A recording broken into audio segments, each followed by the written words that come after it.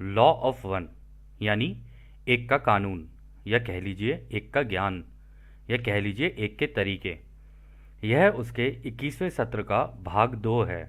दोहराया जाता है कि इस किताब के द्वारा दी गई सभी सूचनाएं और जानकारियां आप जान भी सकते हैं, मान भी सकते हैं, नज़रअंदाज भी कर सकते हैं और सिरे से खारिज भी कर सकते हैं, क्योंकि यह आपकी फ्री विल है जो कि अनंत रचयिता द्वारा आपको दी गई है। एक और बात कही जाती है कि लॉ ऑफ वन पूरी तरह से सबके लिए फ्री है। यदि कोई इकाई या व्यक्ति इसको निजी स्वार्थ के लिए इस्तेमाल करे तो वह उसकी व्यक्तिगत जिम्मेदारी होगी। एक और बात कही जाती है दोस्तों कि यदि कोई व्यक्ति इस एक की कानून की किताब को अपनी भाषा में परिवर्तित करके दूसरों से साझा करना चाहे तो वह कर सकता है, क्योंकि यह भी उसकी फ्री विल है। तो पहला सवाल डॉन करते हैं। फिर हमारे पास एक ऐसी स्थिति है जहां पहले 25,000 वर्ष के अवधि के अंत में मैं अनुमान लगा रहा हूं कि जब ग्रह रक्षकों ने पाया कि किसी भी तरह की, चाहे वह सकारात्मक यानी पॉजिटिव या नकारात्मक यानी नेगेटिव इकाइयां हों या व्यक्ति हों या लोग हों, उनकी कटाई नहीं हो पाई थी। आप हमें बताइए कि तब क्या हुआ था, किस तरह की कार्यवाही की गई थी, आदि इत्यादि। तो रा कहते हैं किसी भी तरह की कार्यवाही नहीं की गई थी, सिवाय यह कि मदद की पुकार की कितनी संभावना है उसके प्रति जागरूकता रहे, या इस घनत्वता की इकाइयों के बीच कितनी समझदारी है, वे इसका ध्यान रखते हैं। महासंघ तो केवल इस बारे में ध्यान रखते हैं कि सीखने के लिए सहायक परिस्थितियों का संरक्षण हो सके। इसका अधिकांश भाग स्वतंत्र इच्छा की विकृति के इर्द गिर्द घूमता रहता है। तो दोस्तों इस सवाल में डॉन कह रहे हैं कि जो पहली 25,000 साल की जो साइकिल थी उसके एंड तक पहुंचते पहुंचते, तो चाहे वो नेगेटिव सोच वाले हों या पॉजिटिव सोच वाले हों, जिस तरीके के भी हों, उस तरीके के लोगों की कटाई नहीं हुई, मतलब उनकी हार्वेस्ट हुई नहीं। तो वो ये पूछने लगे कि तो उस सिचुएशन में आप लोगों ने क्या किया, मतलब किस तरीके की एक्शन लिया आप लोगों ने। तो रा ने कहा देखो, हम ये तो नहीं करते कि हमको ये कार्रवाई करें या कुछ करें, सिर्फ हम लोग ये देख रहे थे कि कितने लोग हैं जो हमसे मदद मांग रहे हैं, बस उसके प्रति उनको जागरूक करना था, उनको ये बताना था कि भाई हम हैं तुम्हारी मदद के लिए, तुम मदद मांगोगे तो तुम्हें मदद मिल जाएगी। कह रहे कि और इसमें यह भी ध्यान रखा जाता है कि भाई समझदारी कितनी है उन लोगों के अंदर। ऐसा ना हो कि कोई बचपने में अपना काम कर रहा हो कि जी आ जाओ जी, हमें आ जाओ, गले लगा जाओ, ऐसे नहीं होता ये, इसके लिए बहुत समझदारी की ज़रूरत होती है। और इसमें उन्होंने आगे ये भी कहा है कि देखो महासंघ का जो काम है ना वो तो ये है कि भाई तुम्हारी तीसरी घनत्वता के अपने लेसन चल रहे हैं, ठीक है, थर्ड डेंसिटी के तुम्हारे लेसन चल रहे हैं, उनके बीच में कहीं दिक्कतें ना आए, कि कहीं तुम्हारे लेसन रुक ना रहे हो। दिक्कतें आएंगी, परेशानियां आएंगी, चलो ठीक है, लेकिन कुछ ना कुछ सीखोगे, सीखते सीखते आगे बढ़ोगे, अपना कोई ना कोई एक रास्ता चुनोगे, या तो पॉजिटिव वाला या नेगेटिव वाला। तो इनमें से जो भी रास्ते चुनने हैं ना, उसके लिए जो जो चीज़ों की ज़रूरत है ना, उन परिस्थितियों को तुम्हारे लिए ला के रख देना, बस इतना ही है उनका काम।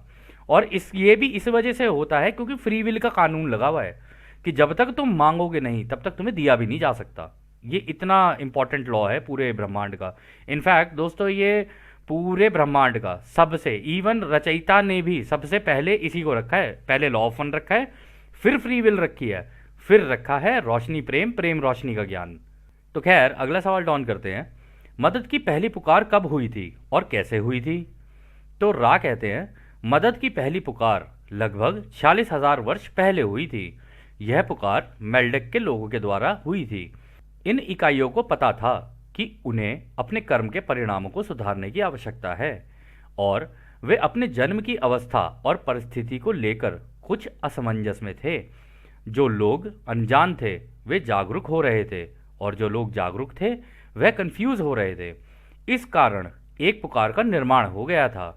महासंघ के लोगों ने इन इकाइयों को प्रेम और प्रकाश भेजा। तो दोस्तों हुआ क्या था, 46,000 साल पहले जो मेल्डेक से जो यहाँ पर आए थे, अब इनको आप बिग फुट कह लो या किंग कॉन्ग कह लो, जो आपको कहना है आप वो कह सकते हो। तो ये जितने भी थे ये नीचे थे, मतलब ज़मीन के नीचे, धरती के नीचे, और छुप छुप के जंगलों के अंदर रहते थे, आज भी रहते हैं। तो उस केस में हुआ क्या कि देखो उनमें से जो जो जागरूक होते जा रहे थे अपनी, मतलब अब उनको ये तो पता था कि हाँ भाई हमने पाप तो कर दिए, ऐसे ऐसा किया कि अपना ग्रह ही उड़ा दिया हम लोगों ने, मतलब भावनाओं में बह के। तो इस वजह से उन्होंने कर तो दिया ये सारी चीज़ें, लेकिन जो जागरूक हो रहे थे ना, धीरे धीरे सीख रहे थे हमारे ग्रह पे और सीख रहे हैं हमारे ग्रह पे, उनमें से कुछ लोगों को कन्फ्यूजन होने लगी ठीक है। और कुछ जो जो मतलब अनजान थे वो धीरे धीरे जागरूक हो रहे थे, मतलब उनको थोड़ी थोड़ी अवेयरनेस आ रही थी चीज़ों को समझने की।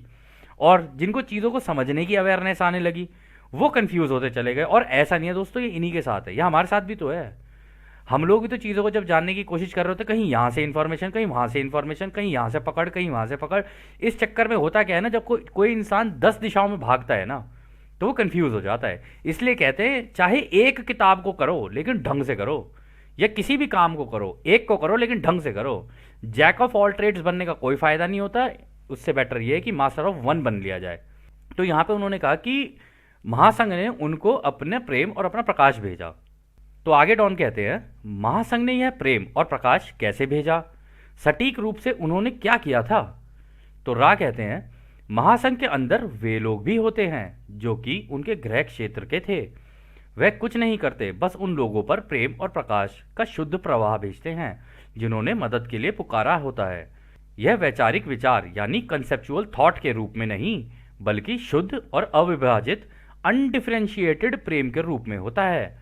तो दोस्तों ये यहाँ पे जो बताने की कोशिश कर रहे हैं ना, वो ये कह रहे हैं कि जब कोई दिक्कत में है, परेशानी में है, उनको ये प्रेम और प्रकाश चाहिए। तो आजकल आप ना काफ़ी लोगों से सुन रहे होगे, लोग परेशान हो रहे हैं, काफ़ी चीज़ें हो रही है, लोगों की ज़िंदगी में दुख चल रहे हैं। लेकिन अगर वो ध्यान में जाके अगर अपने ऊपर काम करना शुरू कर दें ना, तो उनको अपने कान के आसपास, अपने सर के पीछे ना एक टिंगलिंग सी सेंसेशन होनी शुरू हो जाएगी। अगर वो टिंगलिंग सेंसेशन हो रही है ना, तो उनको समझ जाना चाहिए कि ये वो वाइब्रेशन है जो कि कन्फेडरेशन उनको भेज रही है कि हाँ हमें पता है कि तुम परेशान हो, तुम्हें प्रेम की ज़रूरत है इस वक्त, और प्रेम और ये जो रोशनी है रचयिता की उसकी ज़रूरत है। उसकी वजह से उनको टिंगलिंग होने लग जाती है। कहीं पे उनके हाथों में मतलब रोंगटे खड़े होने शुरू हो जाएंगे, कहीं गर्दन के पीछे चिल्स आने शुरू हो जाएंगे, कहीं कमर के पीछे चिल्स आने शुरू हो जाएंगे, कहीं पैरों के एकदम से कुछ ना कुछ हो जाएगा। तो लेकिन उसके लिए अपने ऊपर काम करना होता है, इसको रिसीव करने के लिए भी अपने ऊपर काम करना होता है। तो जो जो अपने ऊपर काम करता चला जाएगा वो इसको रिसीव भी कर पाएगा। तो खैर आगे डॉन कहते हैं, क्या एक के कानून की पहली विकृति के लिए आवश्यक है कि समान समय, मैं कहूंगा खुद की सेवा की तरफ झुकाव वाले समूह को दिया जाना चाहिए। तो डॉन यहाँ पे दोस्तों सवाल कर रहे हैं कि अगर फ्री विल को देखा जाए तो इससे तो ये भी बनता है कि भाई जो खुद की सेवा वाले रास्ते पे हैं, या कह लो नेगेटिव सोच वाले हैं, उनको भी पूरा समय और सब कुछ देना चाहिए। क्या ये सही नहीं है? तो रा कहते हैं इस मामले में आवश्यक नहीं है, क्योंकि वह इकाइयों का झुकाव उस तरह का था। तो देखो यहाँ पर राय ये कह रहे हैं कि ये नेगेटिव वाले जो होते हैं ना, इनको तो जरूरत नहीं होती प्रेम प्रकाश की, इन्हें मतलब ही नहीं है प्रेम प्रकाश से। वो पहली सारी जितनी भी चीज़ें हैं उनसे मतलब दुनिया की सारे ऐशो आराम उनके पास है, उन्हें क्या ज़रूरत है रचयिता की। तो कहते हैं हमने तो अपना रास्ता चुन लिया भैया, हम तो खुद की सेवा के रास्ते का देखेंगे, हमें तो ये इस पूरे ग्रह पे चाहिए भैया कब्जा, हमें नहीं कोई मतलब इन सब चीज़ों से। तो इस वजह से राय यहाँ पर ऐसा कह रहे हैं। तो आगे डॉन कहते हैं, तो उनका झुकाव किस तरह का था। तो रा कहते हैं उनका झुकाव ऐसा था कि महासंघ की सहायता को नहीं माना गया था, यानी कि उन्हें महासंघ से सहायता की आवश्यकता नहीं थी। तो दोस्तों जो पहले से ही ओराइन समूह की हेल्प लेते हुए आ रहे हों, तो उनको महासंघ से लेने की क्या ज़रूरत है, उनका तो रास्ता ही नहीं है ना, उन्होंने चुन लिया अपना रास्ता। उनको पता है कि हाँ भाई हमें इसी डायरेक्शन में जाना है, 95% का रूल है हमारा, हम तो उसी को फॉलो करेंगे, हमें कोई मतलब नहीं हो 51 और 49% वाले रूल से। हमने डायरेक्शन चूज़ की है, हमें नहीं चाहिए कन्फेडरेशन की हेल्प या कोई भी मदद या कोई भी चीज़ नहीं चाहिए, तो ठीक है ख़त्म, हम ओराइन के साथ अपना मिलकर काम करेंगे। तो आगे डॉन बोलते हैं, यानी कि यह नहीं माना गया था, इसलिए इसे संतुलित करने की आवश्यकता नहीं थी। क्या यह सही है? तो रा कहते हैं हाँ यह सही है। संतुलन के लिए जो आवश्यक है वह है अवसर। जहां अज्ञानता होती है वहां कोई अवसर नहीं होता है, जहां संभावना होती है वहां प्रत्येक अवसर संतुलित होता है। यह संतुलन न केवल सहायता देने वालों के लिए नकारात्मक और सकारात्मक झुकाव के कारण होता है, बल्कि सहायता मांगने वालों के झुकाव के कारण भी होता है। तो दोस्तों देखो यहाँ पे राने क्लियर कर दिया, उन्होंने कहा देखो संतुलन के लिए जो चीज़ चाहिए होती है ना, वो चाहिए होती है अपॉर्चुनिटी यानी अवसर। अगर आपको अवसर मिल गया तो आप अपना संतुलन बना लोगे, लेकिन अवसर ही ना मिले तो आप संतुलन नहीं बना पाओगे। और यहां पर उन्होंने बहुत एक इंपॉर्टेंट चीज़ कही है कि जहां अज्ञानता होती है ना, वहां तो अवसर होता ही नहीं है। अज्ञानता के केस में कोई अवसर नहीं है। अवसर केवल वहीं हो सकते हैं जहां पर संभावना होती है। ठीक है, मतलब आप कुछ करना चाहते हो, या तो आप इस दिशा में जाना चाहते हो या आप उस दिशा में जाना चाहते हो, मतलब नकारात्मक या सकारात्मक। तो इस दोनों डायरेक्शन के अंदर जाने के लिए भी ना एक संभावना होती है। अगर अगर आपको वो डायरेक्शन चूज करनी है तो संभावना वैसी आ जाएगी आपके सामने, और जैसी संभावना आएगी वैसा आपका संतुलन हो जाएगा, उस दिशा में आप निकल जाओगे। और यहाँ पर वो कह रहे हैं ये केवल इस बात पे डिपेंड नहीं करता है कि भाई हम पॉजिटिव और नेगेटिव जो दोनों साइड हैं, ओरायन है और कन्फेडरेशन है, कह रहे कि हम अपनी वो जो अपनी क्या कहते हैं सर्विसेज दे रहे हैं वो किस तरीके से दे रहे हैं। ये तो उन लोगों के ऊपर भी डिपेंड करता है जो इन सर्विसेज को मांग रहे हैं। अब किसी का है ही खुद की सर्विसेज का मतलब खुद की सेवा का रास्ता है, तो उनको ओरायन ही देगा सारी चीज़ें यहाँ पे। लेकिन जिनको दूसरों की सेवा का रास्ता चुन रखा है उनको कन्फेडरेशन देगी, वो कन्फेडरेशन से मांगेंगे, ये ओरायन से मांगेंगे।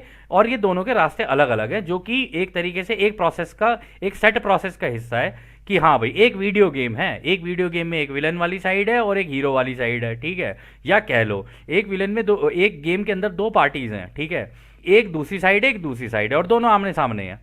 अब दोनों के रास्ते अलग अलग हैं। क्या क्लैश ऑफ क्लैन करके एक वीडियो गेम होगी, आपने खेली होगी शायद आप में से कई लोगों ने, तो वहां पर सब अपनी अपनी सभ्यताएं बना रहे होते हैं। कोई सभ्यता इतनी उग्र निकल जाती है कि पूछो ही मत, कोई सभ्यता ऐसी होती है जो कि बड़ी प्यार प्रेम से आगे निकल जाती है। तो ये कुछ उस तरीके की स्थिति की बात हो रही है। तो खैर आगे डॉन कहते हैं, मैं यहाँ कुछ स्पष्टीकरण चाहता हूँ। ओरायन समूह द्वारा पहला संपर्क कितने वर्ष पहले किया गया था? तो रा कहते हैं, आपके समय को नापने के हिसाब से लगभग 60,000 वर्ष पहले ओरायन समूह ने संपर्क करने की कोशिश की थी। तो डॉन कहते हैं, मुझे माफ करिए, मेरा मतलब पहले प्रयास से है जो दूसरे मेजर चक्र में हुआ था, यानी दूसरी 25,000 साल की साइकिल में जो हुआ था। अब हम दूसरे 25,000 वर्ष के बारे में बात कर रहे हैं। कितने वर्ष पहले ओरायन समूह ने उस चक्र में संपर्क करने की कोशिश की थी? तो रा कहते हैं, ओरायन समूह का अगला संपर्क आपके समय के 3600 साल वर्ष पहले हुआ था।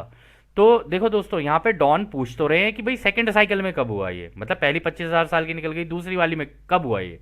लेकिन रा ने कहा ये अभी से, मतलब 1981 से 3600 वर्ष पहले हुआ है, जब ओरायन ने एक्चुअली में दोबारा कांटेक्ट किया है। तो आगे डॉन कहते हैं, दूसरे शब्दों में 40,000 वर्ष पहले ओरायन समूह द्वारा संपर्क की कोई भी कोशिश नहीं हुई थी क्या यह सही है? तो रा कहते हैं, हाँ यह सही है, 40,000 वर्ष पहले कोई भी कांटेक्ट नहीं हुआ था ओरायन के साथ। तो डॉन आगे कहते हैं, जैसे कि हम दूसरी 25,000 वर्ष की चक्र की तरफ आगे बढ़ते हैं, क्या उस समय का युग लुमेरियन युग था क्या? मतलब लुमेरिया के लोग रहते थे? तो रा कहते हैं, यह गलत है। हालांकि प्राकृतिक आपदा जिसके कारण लुमेरिया का विनाश हुआ था, उससे जो लोग बच गए थे और लुमेरिया से थे, उन्होंने दक्षिण अमेरिका से पूरे अमेरिका तक अपना सीखना सिखाना जारी रखा। जैसा कि आप उन्हें जानते हैं, यह आगे चलता रहा उस पुल पर जो अब मौजूद नहीं है। उनमें से कुछ आगे रशिया चले गए। और दोस्तों फिर वो आगे कहते हैं कि आगे टेप खत्म हो गया था।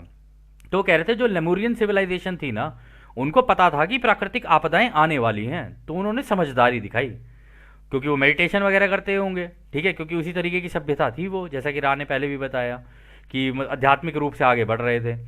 तो उनको पहले ही पता था कि यहाँ इस तरीके की आपदाएं आएंगी, तो सारे अलग अलग डायरेक्शंस में निकल गए। तो वो कह रहे हैं ना, साउथ अमेरिका यानी कि आपका ब्राज़ील हो गया, पेरू हो गया, चिले हो गया, ये जितनी भी कंट्रीज है ना वहाँ पर, और फिर वहाँ से निकल के और भी नॉर्थ अमेरिका में जहाँ पे रेड इंडियंस जिनको बोलते हैं, मतलब ये दोनों एक ही चीज़ है तो ये साउथ अमेरिका और उधर हैं, लेकिन अलग अलग जगहों पर सारे के सारे फैल गए उसके बाद। तो खैर आगे डॉन सवाल करते हैं, हम जल्दी से दोहरा लेते हैं, कितने वर्ष पहले लेमुरिया में प्राकृतिक आपदा हुई थी? तो रा कहते हैं, आपके समय के 50,000 वर्ष पूर्व हुआ था। उसकी शुरुआत आपके समय के लगभग 53,000 वर्ष पूर्व हुआ था, जो कि पहले मास्टर चक्र के अंतिम छोटे चक्र तक खत्म हुई थी। तो दोस्तों यहाँ पे पता है रा क्या कह रहे हैं, ये जो पहली वाली साइकिल चल रही थी ना 25,000 ईयर्स की, उसके एंड तक पहुंचते पहुंचते फिर ये प्राकृतिक आपदाएं धीरे धीरे आनी शुरू हुई थी। पहले कुछ हो जाए, कभी कुछ हो जाए, कभी कुछ हो जाए, कहीं बादल फट जाए, कहीं पे जमीन धंस जाए, कहीं पर अर्थक्वेक आने शुरू हो जाएं, कहीं पर मतलब सुनामीज आ जाएं। तो धीरे धीरे करके ये होनी शुरू हुई और फिर एंड तक पहुंचते पहुंचते इतनी एक्सट्रीम हो गई कि एकदम ही धड़ाधड़ होनी शुरू हुई चीज़ें सारी। और जब वो वैसी होनी शुरू हुई तो पूरी की पूरी सिविलाइजेशन ही खत्म हो गई उसके अंदर। और आपने दोस्तों नोटिस भी किया होगा कि हमसे पहले की काफ़ी सारी सभ्यताएं आई और रातों रात खत्म हो गई। ऐसा क्या हुआ था कि रातों रात खत्म हो गई? उसका कारण है ये कि भाई या तो प्राकृतिक आपदाएं आती हैं तो आपके कर्मों की वजह से आती हैं, पूरे ग्रह के जो कर्म हैं उसकी वजह से, या उसके और भी बहुत तरीके हैं, जैसे जैसे राह आगे बताएंगे हम उसको देखेंगे। तो आगे डॉन कहते हैं, आपके कहने का मतलब मास्टर या मेजर चक्र है? तो राह कहेंगे, सही नाम है मेजर चक्र। यानी पहली, देखो दोस्तों, 25,000 25,000 25,000 तीन साइकिल को बोलेंगे मेजर, मतलब major cycle major cycle major cycle. लेकिन जो पूरी 75,000 साल की बनती है उसको बोलते हैं मास्टर साइकिल। ठीक है। तो आगे डॉन कहते हैं, धन्यवाद। लेमुरिया में विनाश का संबंध पहले मेजर चक्र के खत्म होने से है या हर साल के अंत में विनाश होता ही है? मतलब यहां पे डॉन पूछ रहे हैं, क्या ऐसा होता है कि भाई 25,000 साल की साइकिल के एंड में जाके ये डिस्ट्रक्शन होनी ही होनी है, या ये लेमुरिया का जो विनाश हुआ वो मेजर जो साइकिल चल रही थी उनकी वजह से कुछ हुआ? तो रा कहते हैं, हर मेजर चक्र के अंत में ऊर्जाओं का संगम होता है। इसकी वजह से आपके ग्रह की सतह के गतिविधि में एक अनिवार्य सामंजस्य यानी एडजस्टमेंट होता है, यानी कि प्राकृतिक आपदाएं आती ही हैं। तो दोस्तों, जब भी युग का अंत होगा ये प्राकृतिक आपदाएं तो आनी ही आनी है। वो उसका कारण ये है कि जितनी भी एनर्जीज है ना, मतलब अर्थ की जितनी भी होगी, हमारी ऊर्जाएं और हमारी धरती की ऊर्जाएं, वो सारा ना अपना एक एडजस्टमेंट करती है, मतलब एक यूनिटी में आने की कोशिश करती है। क्योंकि विभाजन इतना ज़्यादा हो चुका होता है तो ग्रह भी अपने यूनिटी में आने की कोशिश कर रहा होता है, और ग्रह के लोग, कई कई लोग ऐसे होते हैं जो उस यूनिटी को समझ के उस यूनिटी में आने की कोशिश कर रहे होते हैं। तो ग्रह उन लोगों के साथ अपने आप को अलाइन करना शुरू करता है, और दूसरी तरफ ऐसे लोग होते हैं जिनके दिमाग में विभाजन होता है। तो इस यूनिटी को बैलेंस करने के चक्कर में ना, वो एडजस्टमेंट जब चलती है उसकी वजह से प्राकृतिक आपदाएं आ जाती है। कहीं क्लाइमेट का कुछ हो जाएगा, कहीं किसी का कुछ हो जाएगा, तो ये सारी चीज़ें हो ही जाती हैं। तो खैर, आगे डॉन कहते हैं, आपका बहुत बहुत धन्यवाद। मैं माफ़ी चाहूँगा कि मैं काफ़ी बेवकूफ़ी भरे सवाल पूछ रहा हूँ, परंतु इससे मेरे वह बिंदु काफ़ी स्पष्ट हो गए हैं जहाँ हमें कन्फ्यूजन था। उसके लिए हम धन्यवाद कहते हैं। दूसरी 25,000 वर्ष के मेजर चक्र में क्या कोई अन्य महान सभ्यता थी जिसका विकास हुआ था? तो दोस्तों, यहाँ पे जो डॉन कह रहे हैं ना कि दूसरी साइकिल, यानी अब ये सेकंड साइकिल की बात हो रही है, 25,000 साल की साइकिल के अंदर क्या कोई ऐसी महान सभ्यता थी जिसका टेक्नोलॉजी के मामले में कुछ हुआ हो विकास, या किसी तरीके से कुछ महान बनी हो कोई सभ्यता? तो रा कहते हैं, यदि आप टेक्नोलॉजी के संदर्भ में बात कर रहे हैं, कोई महान समाज उस चक्र के दौरान नहीं हुआ था, परंतु डेनेब के लोगों के बीच में कुछ प्रगति हुई थी और उन्होंने शारीरिक रूप में वहां जन्म लिया, जिसे आप चाइना कहते हैं। और दोस्तों देख लो, आज भी देख लो आप, टेक्नोलॉजी के मामले में पूरे वर्ल्ड में अगर किसी का नाम है तो वो चाइना का नाम है।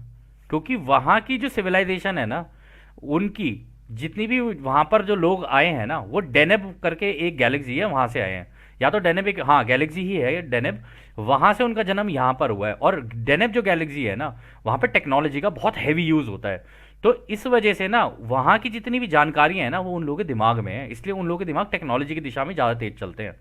या ये भी कह सकते हो कि उनको किसी ने टेक्नोलॉजी पकड़ाई क्योंकि उसको ये पता था कि इनके पास वो दिमाग है जो इस तरीके की टेक्नोलॉजीज बना सकें। तो आप समझ ही सकते हैं ऐसा कौन कर सकता है। तो खैर, आगे रा कहते हैं, आपके ग्रहों के कई हिस्सों में हरा किरण, ग्रीन रे, यानी कि हृदय चक्र को सक्रिय करने के लिए उचित सकारात्मक कदम उठाए गए। इनमें अमेरिका, एक द्वीप जिसे आप अफ्रीका कहते हैं, एक द्वीप जिसे आप ऑस्ट्रेलिया कहते हैं, और जिसे आप भारत के रूप में भी जानते हैं, उनके साथ अनेक लोग जो अलग अलग जगह बिखरे हुए हैं, वे सारे लोग शामिल हैं। तो दोस्तों देखो, इस साइकिल के अंदर भी क्या हुआ था, आपको याद होगा उन्होंने कहा था कि भाई युद्ध हो गया इनका लेमुरियंस के बीच में और अटलांटियंस के बीच में। इनका साथ देने के लिए, लेमुरियंस का साथ देने के लिए कन्फेडरेशन उतर गई, उनका साथ देने के लिए हमारे ओराइन भाई साहब उतर गए। तो हुआ क्या कि जब वो हुआ डिस्ट्रक्शन, तो जो लोग समझदार थे वो वहाँ से निकल गए, कुछ अमेरिका चले गए, कुछ अफ्रीका चले गए। अमेरिका में इनको रेड इंडियंस कहते हैं, अफ्रीका में इनको जूलूस बोलते हैं, ऑस्ट्रेलिया गए इनको एबोरिजिनल्स बोलते हैं, हमारे भारत में आए, ठीक है, हमारे भारत में भी ऋषि महर्षि और इस तरीके के लोग आए, ठीक है ना। लेकिन अगर आप इन सब की, अगर आप उसके अंदर देखोगे ना, एक चीज़ कॉमन मिलेगी आपको, सभी ने ये कहा है कि जो भी है ना क्रिएटर एक ही है। इस चीज़ को उन्होंने नहीं छोड़ा कि हाँ एक है, और हर धर्म के अंदर यही बात है, भाई वो जो भी है एक ही है, वो जो भी है एक ही है, क्योंकि उन लोगों को अच्छे से ज्ञान था कि रचयिता है कौन, वो सीख के आए थे, इसलिए अलग अलग जगहों पर बिखर गए और धीरे धीरे अपनी नई नई सभ्यताएं शुरू की। तो खैर, आगे रा कहते हैं, इसमें से कोई भी लेमुरिया या अटलांटिस जैसा महान नहीं बन पाया, क्योंकि उस समय उनके समाज का गठन काफी मजबूत था। और यदि अटलांटिस की बात करें तो उनकी टेक्नोलॉजी की समझ महान थी। तो दोस्तों, टेक्नोलॉजी के मामले में ये जो अटलांटिस था ना, ये बिल्कुल सच में आज की जो टेक्नोलॉजी है ना, देखो इस धरती के ऊपर अभी भी ऐसी ऐसी टेक्नोलॉजीज हैं दोस्तों जिनके बारे में शायद आपको भी ना पता हो। इसलिए हम कहते हैं, अगर आपको इन टेक्नोलॉजीज के बारे में थोड़ा बहुत समझना है क्या है, तो आप डॉक्टर स्टीवन ग्रेयर की डॉक्यूमेंट्रीज देख देख सकते हैं, क्योंकि हमने भी वहीं से थोड़ी बहुत इधर उधर से जानकारी, उसके अलावा भी हम लोगों ने काफ़ी सारा मटेरियल इधर उधर खोजा। तो लेकिन हमको ये पता चला कि उस ज़माने की टेक्नोलॉजी जो अटलांटिस के टाइम की थी ना, वो आज भी है। बस ये है कि वो हमारे हाथ में नहीं है। हमारे हाथ में जो टेक्नोलॉजी है, फ़ोन और ये सारी चीज़ें हैं ना, ये सच बताएं तो दोस्तों ये सच में बचपना है, ये मजाक है, बताइए, ये कुछ भी नहीं है टेक्नोलॉजीज। ये एआई वेआई ये उस ज़माने में पहले ही इसको मास्टर कर चुके थे ये लोग। मतलब अटलांटिस उस ज़माने में कर चुका था ये। तो आगे रा कहते हैं, हालांकि आपके ग्रह का दक्षिणी अमेरिका का जो क्षेत्र है, वहां के लोगों का विकास प्रेम की कंपन की विकृति में काफी तेजी से हुआ। यह इकाइयां बिना किसी मजबूत समाज या टेक्नोलॉजी के ज्ञान के भी दूसरे मेजर चक्र के अंत में कटाई के योग्य हो गई थी। तो देखो दोस्तों, हुआ क्या, 25,000 ईयर्स की एंड में बात हो रही है ये, मतलब अभी इस 25,000 साल की नहीं, वो सेकंड वाली साइकिल के एंड में की बात हो रही है यहाँ पे।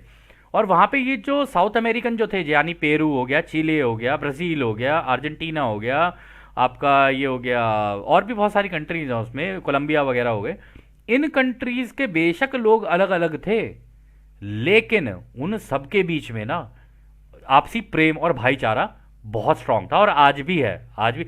अब थोड़ी सी दिक्कतें वहां पर भी शुरू हो गई हैं, लेकिन आज मतलब उस जमाने के एंड तक पहुंचते पहुंचते ना वो कटाई के योग्य हो गए थे, मतलब उनकी हार्वेस्ट इसका मतलब हुई थी। रा का यही कहने का मतलब है यहाँ पे। और हार्वेस्टिंग कराने का एक ही तरीका है, अपना रास्ता चुन लो और अपनी आज़ादी का इस्तेमाल करते हुए दूसरों की आज़ादी का बिना उल्लंघन किए हुए उनको जो जो मदद चाहिए उनको वो दे सको, जितनी तुम्हारी कैपेसिटी है उसमें दे सको, वो देते चले जाओ और मेडिटेशन करते चले जाओ। ये दो काम कर लिए तो आप कटाई के योग्य हो जाओगे, और जब हार्वेस्ट होगी तो आपको ले जाएंगे। यही है उसका तरीका। तो खैर दोस्तों, यह सत्र यहीं समाप्त होता है, और जैसे कि राह हमेशा कहते हैं, अब हम आपको उस एक अनंत रचयिता के प्रेम, उसकी रोशनी, उसकी शक्ति और उसकी शांति में छोड़कर चलते हैं।